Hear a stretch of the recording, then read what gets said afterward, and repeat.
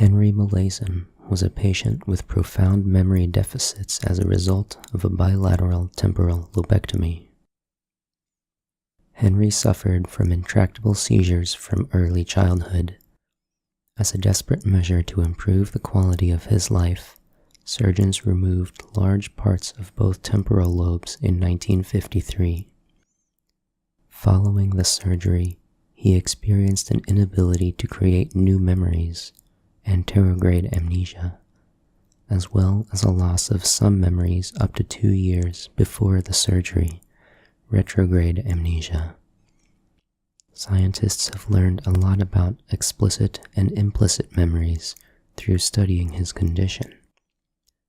He was able to perform well on motor tasks despite having no recollection of ever doing the tasks.